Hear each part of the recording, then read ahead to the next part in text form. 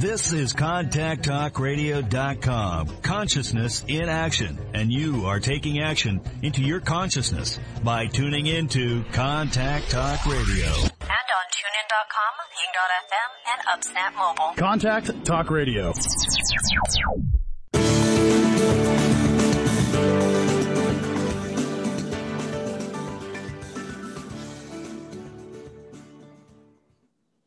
Hey, good morning, everyone. Good morning from sunny Florida. It's supposed to be like 95 or 96 here today, and this late May date. Time's flying by this year. I'm sure all of you are feeling that too. It seems like we're already into almost June, and where'd the time go? So anyway, listen, Liz is not available to join us today, but she sends her love and blessings to everybody. And so let's get started. I want to just start out by let's just do a little energy clearing with each one of us connected. It's a good thing to do as part of what we call the spiritual hygiene. But if everyone will just kind of close their eyes for a minute, relax, tune in. I'm going to kind of step us through a very short energy clearing process here. So take a couple deep breaths, relax. Relax the little valves at the end of your fingers and toes and feel energy just kind of releasing any stress, any discomforts, any anxiety, any fears that you may have built up, any things that you want to release. Feel the little valves opening up and releasing. Feel things releasing from your solar plexus, from your heart chakra, from your throat chakra, wherever you may feel some stressful energies built up, if you have any. If not, fine, join in anyway. But let those release and see it kind of like on the chakras, almost like a window opening, and any kind of discordant energies, any stuff that is built up that you want to release, just let it release and flow out into the cosmos out there. It's going to be transmuted beautifully by the angels and ascended masters that are standing by to work with each one of us. So feel that happening now as we let it release, and in conjunction with that, feel your energies being refilled, all those voids being refilled by all the beautiful high consciousness energies, the love, wisdom, justice, freedom, equality, higher blue, violet, white, any of the positive energies that you can visualize and imagine. Feel them coming into you now to refill any voids that have been vacated by any energies that you have released. Feel your grounding increased. A lot of times when we're doing spiritual work, our grounding gets a little bit low. Like right now, for most of us, it's around 20, 30%. Let's increase that grounding a little bit and feel our energies being brought back closer to our physical body. If I look on average for those that are tuning in, it's spread out 6 to 7 feet from our physical. It gets that way sometimes in our busy day and as we're tuning in. Let's feel it now coming back to 2 to 3 feet. So let's just say half arm's length distance, maybe at the minimum arm's length distance. And feel those energies coming back in to closer to your physical as it integrates, aligns, is filtered and cleansed as it comes back closer to your physical body. Just feel that. It feels really good as you do that. It's kind of like taking that fishbowl, getting rid of some of that brain fog. So what we want to do next is let's cut cords with anybody that we have any interaction with, thinking about, connected with, and that sometimes these cords build up. They're invisible, energetic connection with just about anybody out there that may be thinking of us and that. And even with loved ones, it's okay to cut these cords because we're not disconnecting the soul and heart connection. We're just connecting that day-to-day life stream energy that sometimes can carry some discordant energies from one to the other as we have a busy life going on, each one of us. So feel those cords being cut. Again, our side of the cords being brought back into our own energy field, aligned, balanced, cleansed as it comes back in. And now feel any discordant energies at all that may be anywhere around you in your surroundings and house being purged and cleared and healed and removed. Any toxic energies that may be around you are being just pulled away from you, cleared, transmuted into love and light. And that whole space around you being refilled with the Creator's consciousness energies. Feel your chakras fully vibrating now, opening up, vibrating to your optimum level. We don't want them too strong. For each one of you, it's different. We want it aligned for your optimum configuration where you feel most comfortable and fully balanced and integrated with all the chakra connections, all our primary chakras and all the interconnecting channels, including the Ida, Pingala, Sushumna channels, and the base to feet, the real important grounding connection, allowing the energy to flow through the crown, the upper chakras, through our whole system into Mother Earth.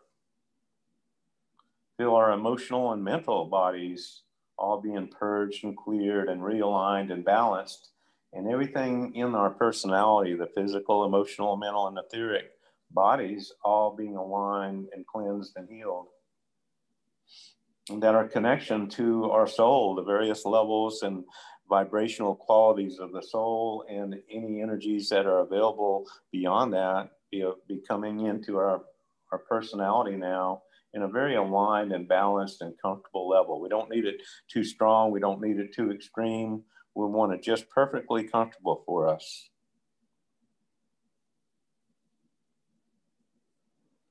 Okay, that's feeling a lot better. I'm even though I did some of this before the program, I'm feeling it even now. And as you tune into the program, know that there are many ascended masters and angels and divine ones tuning in to each one of you based on your own unique configuration, your own unique receptivity, bringing in the qualities that you need to help you with your spiritual growth, with working through any issues that you might have, all those kind of things that's very unique and personalized to you. Just know that there's a team around you that's helping with this, and just tune into that. Be receptive to it. Allow it to integrate into your body, and just feel how good that feels. And after the program, it'd be good to spend some time doing some affirmations, to do some mantras, to do some visualizations on things that you want. You make sure every time you're doing energy work, you want to refill that space, and know that it's a great time to do some work with any patterns out there that you're wanting to work on, or anything you're trying to manifest. To use law of attraction basics, to use some mind mapping, anything that you feel like you can do that works for you. You know, all the stuff works if your energies are clear. It's directly proportional to how connected you are. And so anything that you can do to manifest, whether that's manifesting issues within relationships with self-worth, what you might be trying to manifest as far as career and job, finances, that sort of thing. Work on those things periodically every day, and just know that after you do a clearing and alignment of yourself, that's a perfect time to spend time doing that. So anyway, again, Liz is not with us today, but she'll be joining us again in the next program. So we may bounce around a little bit. I want to have a few things I want to talk about. If anybody would like to call in for this broadcast, you can call in to 844-390-8255. That's 844-390-8255. I'd love to hear from you with any questions, any comments or observations.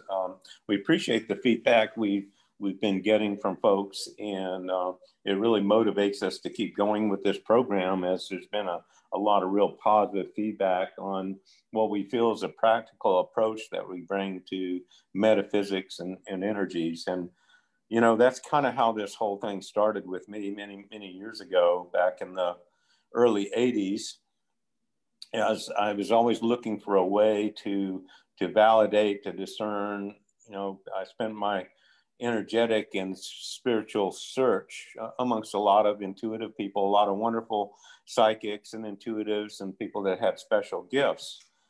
And sometimes I was around folks that really weren't very accurate, or really weren't as knowledgeable or as connected as they claimed to be. So the real challenge as I tried to figure this stuff out was learning how to discern, learning how to measure, learning how to figure out what's accurate or what may be right for me.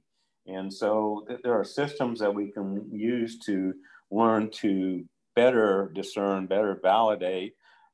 We certainly teach these things in our classes as how to make measurements. And if you're on a program or at work or attended a class with Liz and I, you'll hear us give you a lot of quantities, like how many entities, how many different types of entities. There's many. What types of discordant energies? What's going on internally? What is the functionality of your chakra system?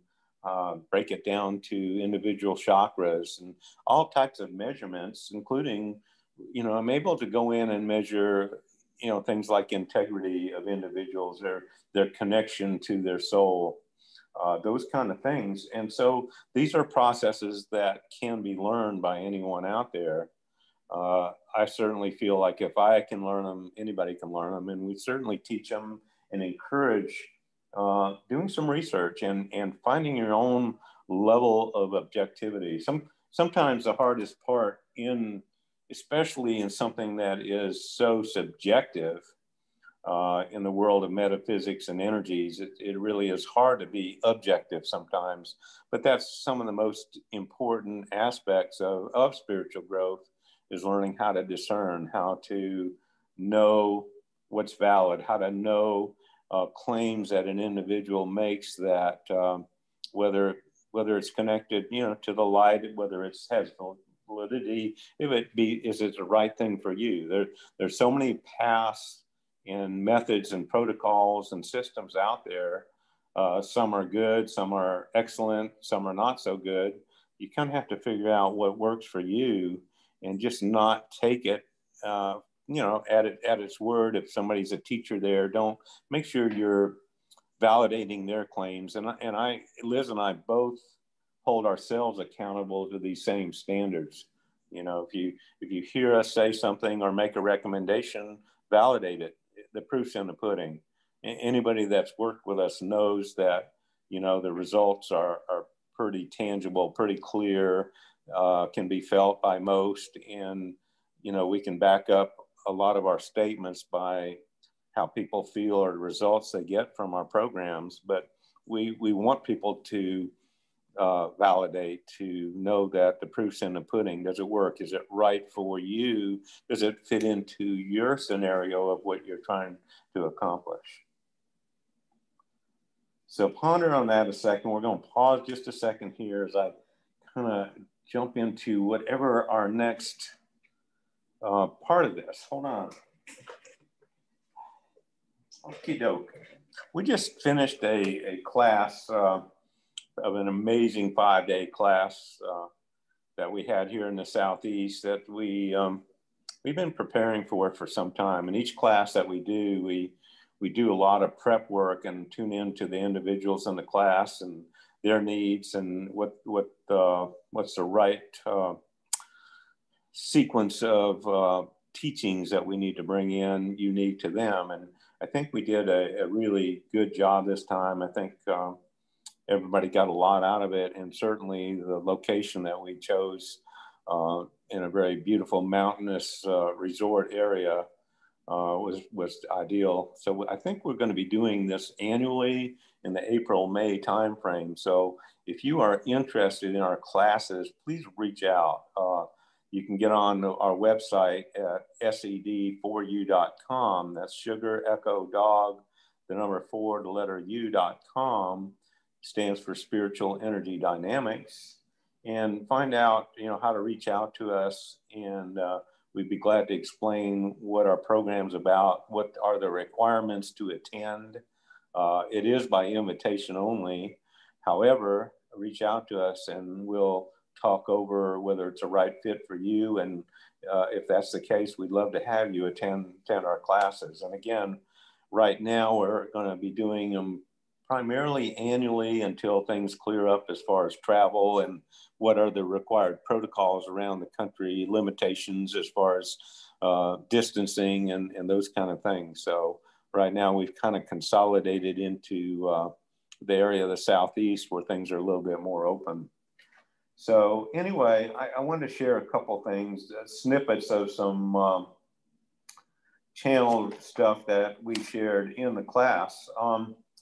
And one of the things as we're going to talk about today is, what does it mean to be connected to the light? There's a lot of discussions. I have had many discussions with people that are on the path of expanded consciousness, or at least trying to be on the path of expanded consciousness. And what we get into is sometimes the trying to share the concept of there is a pathway, there is a measurable, discernible way of determining, what is that roadmap for each one of us individually. And so the topic comes up connected to the light. That's a very subjective way to say it, but it can be a lot objective, because that connection to the light is measurable. And it's not subjective in the sense that just because a person feels like they may be connected to the light, what are the degrees of that? Do you know what the vibrational aspects are of each higher plane of vibration? Do you know how to measure where you are connected to it? Are you able to determine whether there's anything blocking, any discordant energies or limitations coming in that may be holding back that connection?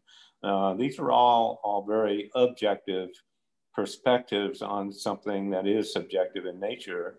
And a lot of times when I have discussions with people that haven't given this a lot of thought, or are new to the concepts, they get a little bit frustrated and a bit confused, because the general opinion is, hey, I'm connected to the light. That's really all there is. I'm so connected to the light that I've reached enlightenment, or I don't need protections, these kind of things. And for the most part, these, it's nice to have those concepts, but there's not anybody out there from our perspective that couldn't use a little bit of energy work. And there's always an unlimited pathway to expanded energies. From my opinion, enlightenment's just a pause point in that. And there's many degrees of expansions beyond that point of enlightenment. So this is all very measurable, and it goes way beyond what most of the traditional aspects out there share with us. So my point with this is that, there's a big adventure out there that, as people that have been to class with us and have studied metaphysics for a while, understand that that's a challenge to it. It's not always easy. There's things that we need to do. There's efforts we need to put forth. It's not going to be done for us. And the support of the divine ones directly correlates to the amount of effort we put into us. And so just to share a snippet from one of the channeled messages, it says, the secret to attuning to the ascended masters, the angels, the archangels, and the creator is different than established religions portray. Just because the religious systems of the earth, and this includes metaphysics, by the way, espouse a particular philosophy does not make them correct. It means they have been beneficial to the degree that they have served to establish a connection with the initial level of soul on the spiritual energy dynamics model. But these same philosophies have held individuals in bondage from being able to move to higher levels of frequency. Appreciate these systems from the base from which they started, but do not let yourselves be limited to these same systems. Appreciate them, then move on and beyond to the higher realms.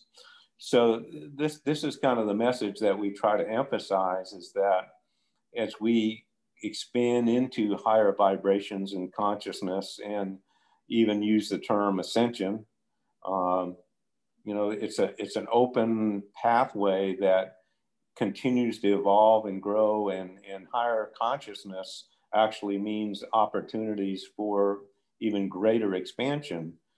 And most of you that have been involved with any kind of learning, especially metaphysics, know that the more we know, the more we realize the less we know.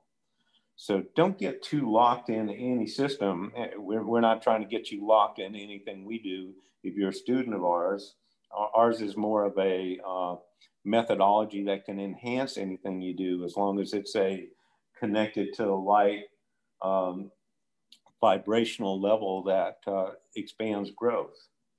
So I hope this is all making sense at this point. This discussion really is the basis for what we do at Spiritual Energy Dynamics. And it's sometimes a little bit hard to share the aspects of it and put it into terms of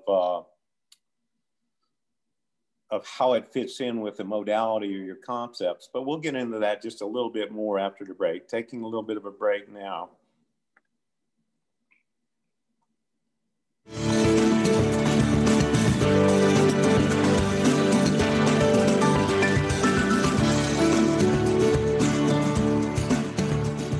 The staff at Spiritual Energy Dynamics would like you to ponder on the concept of spiritual hygiene. Your personal routines likely include bathing, brushing your teeth, having regular dentist and doctor checkups.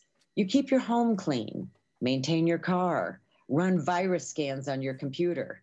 You deserve to have your spiritual energies cleaned and realigned as well. Your energy field is a sensitive and complex instrument. You are constantly being bombarded by unseen influences, discordant energies, and many types of negative interference. As these accumulate, they negatively impact on your overall well-being in many ways. If you would like to learn more and schedule a comprehensive evaluation of your energy field, contact Robert or Liz. Go to roberttumm.com. That's Robert Tumm, Tumm.com. Mention this ad for a $50 discount on our program.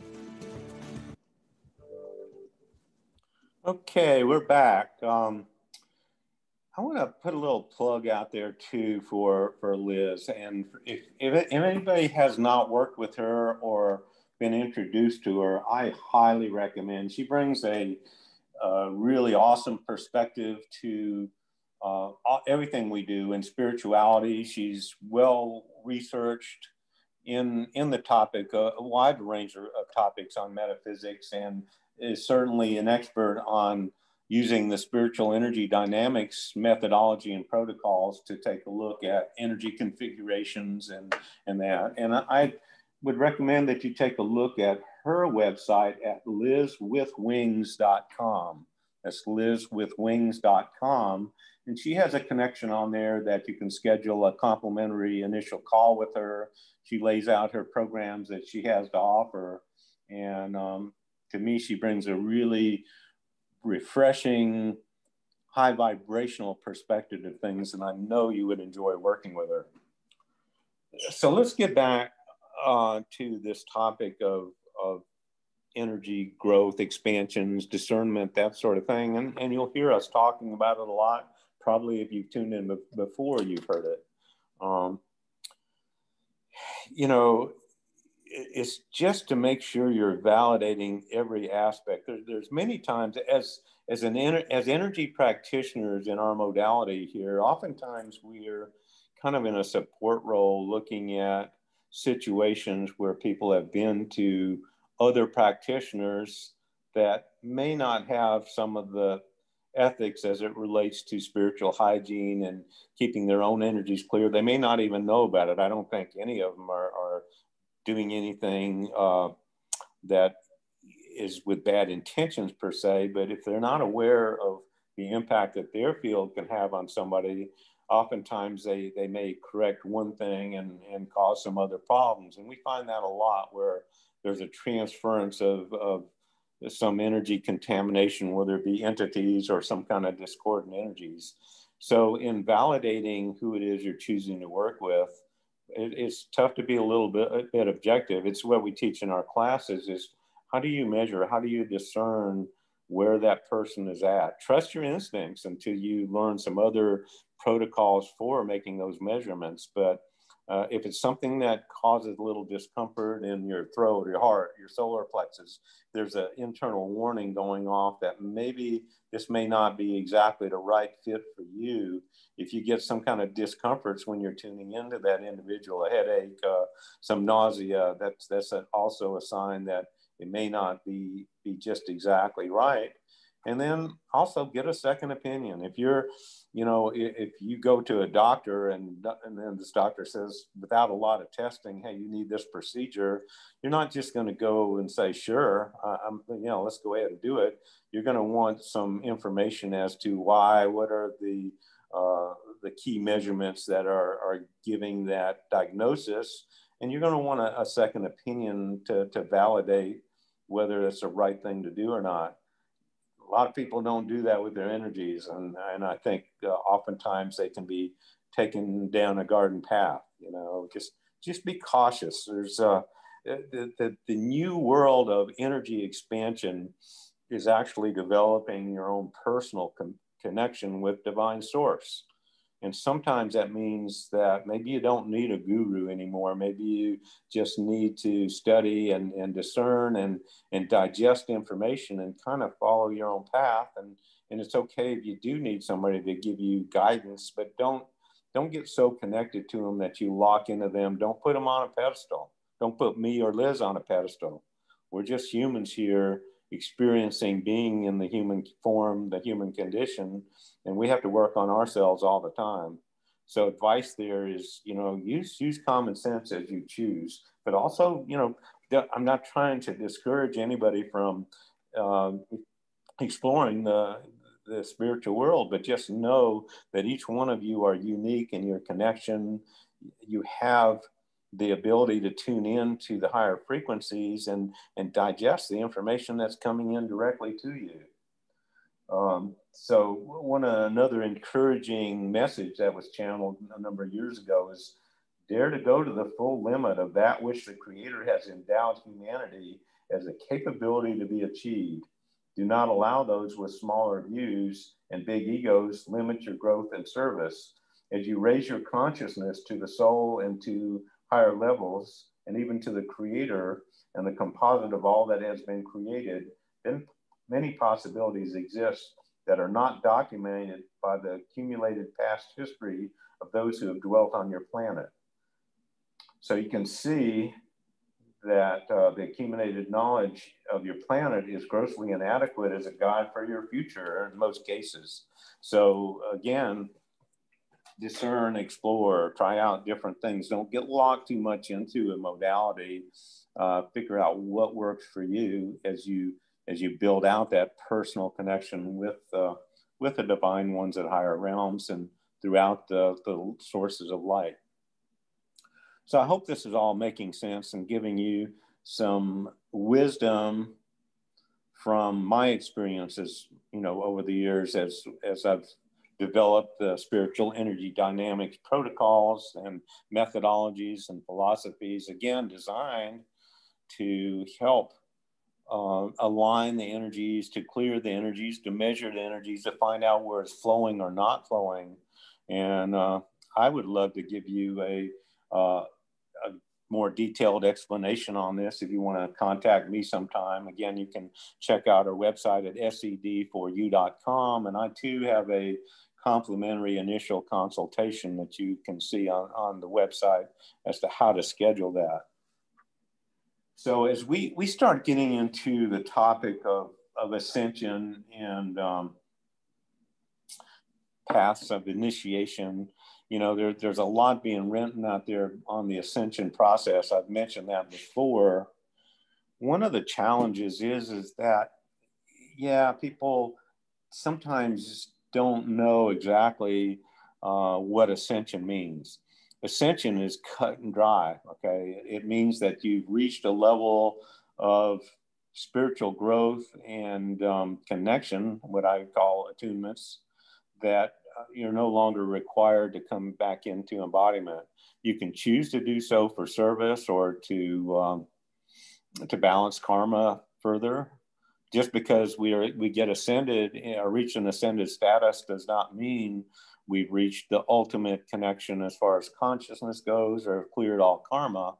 There's much more that can be done, and we have that choice. Oftentimes, when those that are ascended, what they have done is chosen to come back in for service, or to experience a certain situation, or maybe just to experience a different part of the life experience. So just know that the ascension is, that process is built in to what we're doing, all of us, as we're attempting to expand consciousness. But getting too hung up on, am I ascended or not, or what is the ascended protocols, just know that as you continue to work on yourself, which is the most important thing, you are on that path to ascension. And the really cool thing about it is that the divine ones have made some special dispensations in the last 20 years or so that speed up the process, can give us some special dispensations for those that are on a legitimate spiritual expansion pathway.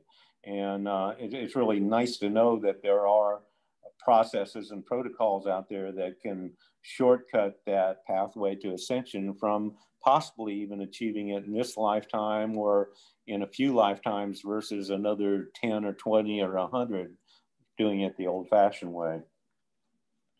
Keep in mind, again, that even when ascended, there's a lot of work to do, and the masters are evolving on their pathway. Those that have ascended already, there's still work for them to do. I kind of want to share with you, I love the Joshua David Stone books. There's he's written several on Ascension. He's one of my favorite book that I highly recommend is the Soul Psychology book, which talks about subconscious mind, negative ego, those kind of things that how they can sabotage our spiritual growth. So I recommend his books. Not just because I recommend a book doesn't mean I agree with everything that's out there, but it does mean that there's some key things, that passages and paragraphs in there that can really help. Maybe even if something you've heard before, hearing it again, reading it again in a very common sense way can really be helpful and thought-provoking and bring clarity. I'm going to share a little bit. This is from Joshua David Stone's book, A Beginner's Guide to the Path of Ascension. The processes of ascension, this is chapter 3, by the way. The process of ascension and initiation are inextricably woven together. In order to fully understand the meaning of ascension, we must first understand the process of initiation. First, here's a broader perspective of what occurs in the life of an individualized soul as it journeys through the 4 lower worlds and upward into the spiritual worlds where self-realization occurs. When the soul begins its reincarnation process, it is very young from the point of view of the higher self or oversoul.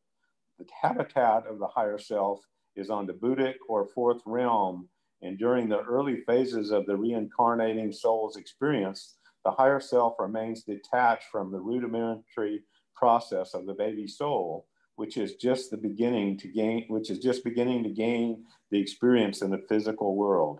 I'm going to pause the reading a minute. And some of these concepts here that I agree with is that the soul goes back a long, long ways. And there's young souls, medium souls, old souls out there. But for the most part, many of the old souls have been through thousands of lifetimes. So it can build up a lot of life experiences in the process. But to continue here, the soul at this early stage is hardly out of an animal or instinctive phase of its development. Through the rounds of birth and death, the soul gradually develops awareness, a just appreciation of the right from wrong. Its contact with the physical world becomes more integrated with its slowly developing astral, emotional, mental nature. During these early stages, the emotional or astral body is itself hardly developed. It reacts rather than acts, and the emotions are of a basic and extreme nature.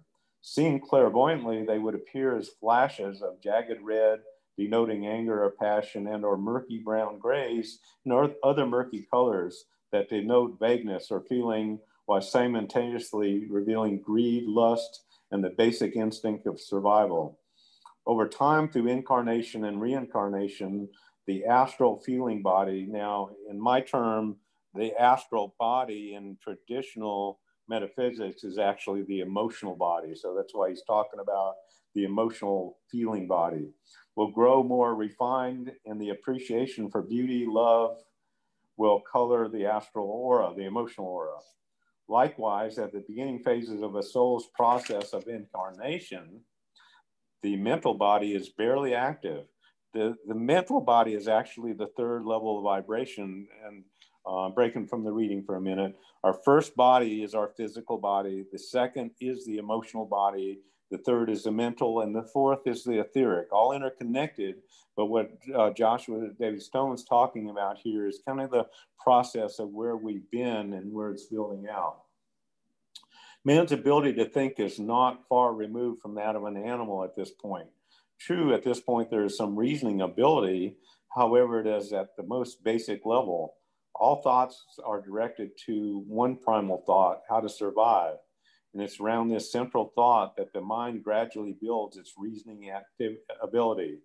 Slowly, the young soul figures out how to build shelter, acquire food, protect home. From this inauspicious beginning, the mind gradually learns how to think. Eventually, the thinking process has evolved into what is today considered the norm for most of humanity. Pausing from the reading a minute, as we look at humanity, we can maybe have a little more tolerance for the world around us when we realize that a lot of the strife and anger and frustration out there is from sometimes from the younger souls that are still developing their emotional and mental body, and some of it is from higher configured individuals that have come in that have not learned to manage their energies yet and are tapping into more the emotional, the frustration, the uncertainty of everything that's going on. So this is all where the world needs some balancing and alignments and that sort of thing, the things that we offer individually and put out there as healing for the planet. Anyway, so as we continue reading on this, during the slow process of development, the higher self or oversoul, and to a degree, the monad, which is another higher plane, is engaged in the abstract lives of the higher realms, allowing that part of itself, which is developing through the rounds of birth and death, to find its own way. It is only when the soul reaches a certain degree of development that the higher self and monad begin to take an active interest in that soul. It is also during these later stages that the reincarnating soul turns towards its higher self, and through the sensing of the higher presence begins to pray and ask assistance from its higher aspect of self. It is then that the soul, taking responsibility for its evolution, truly begins to join in purpose with the higher self. The soul is then considered to be officially on a probationary path. And this path is set for the soul to tread the path of discipleship and initiations. Pretty interesting reading. It does fit very closely with the way we see the development of the expanded consciousness in the higher planes, where we see individuals and their connections with the soul. And in fact, one of the messages that told us that came through years ago had this to say: soul development is a serious business, as you would say. It has been long neglected and has much need for expansion of activities and consciousness. This is true even for those old timers in terms of spiritual growth, and certainly for those who are still operating virtually in the personality. So we're gonna continue this exploration and discussion in a following program. I'm not going to read any more out of the book right now, but what he does go on to say, there's a probationary path, there's accepted discipleship, there's initiations, many different initiations as progress is made as we work our way through higher connections. And again, this is coming from Joshua David Stone's Beginner's Guide to the Path of Ascension. And he's got other books on the topic of ascension. So anyway, that kind of kicks off what will be a series where we're going to go into a little bit more detail as to give you some perspectives on what does it really mean to be connected to the soul, to higher levels of energy? And like we talked about in other episodes, is that as we expand our connection, what it brings into availability for us a degree of higher level masters and angels as each one has evolved. The higher and clearer we connect on our own path of soul development and vibrational connection, the clearer our connection comes with them, and they're able to integrate with us and have an impact on us even more so than when we're at an early stage in the path of ascension, the path of spiritual growth. So again, the spiritual energy dynamics perspective on this is all measurable. We can, and by the way, that's where the name dynamics comes from. Spiritual energy dynamics is because it's very dynamic in nature. We, depending on our situation, we bounce around in our connections to degrees of higher vibration. Sometimes we don't even want to be at some of the higher planes. If we're driving a car, doing accounting, those kind of things, we may want to be in a connection that's maybe less vibrational in the context of higher vibrational attunements. We want to make sure we're grounded and safe and at a connection that's the best for us to be a safe driver. And then when we're in a state of meditation and expansion or rest, we can connect to higher planes. But this is all measurable. We can find out where you are and where each one that we connect with, we can figure out where they are in this process and where they are in the scheme of this roadmap to higher consciousness. It's not guesswork. It's very measurable. It's very, it can be mapped out individually for each one of you. So I'm going to pause just a second here while we ponder on this whole train of thought. So what I'm going to do is I'm going to wrap up this program for today. What I want to do is, again, each one of you, just tune in to me a second. Let's disconnect cords, release and clear any energies that have built up through any of the topics that may have stirred the pot with anybody, brought up some records and patterns, maybe initiated some uncertainties as we may have talked about some things that may be in your mind a little bit unclear or controversial. Regardless, those cords can be connected to all of us that are on this call together. And so let's visualize that our energies are now being aligned and cleared and balanced. Our grounding is being enhanced, that connection from the root chakra to feet into Mother Earth. Again, our energies being brought back closer to the physical body, half arm's length distance, aligned, balanced, and healed. And that we just totally integrate and accept and claim all the soul level and beyond energies coming into us, and integrate and allow the masters to teach us our lessons in a gentle and expanding way, just right for each one of us on our path. So I put that out in my mode of sponsorships to each one of you that does not violate your free will or your karma. It's there for you to accept and claim and integrate with. So with that, we are going to close the program for today. And gratitude for each one of you joining in. Please reach out, give us some feedback on the program, connect. We're glad to talk to you and share personal perspectives on how this may apply to you. Have a wonderful day.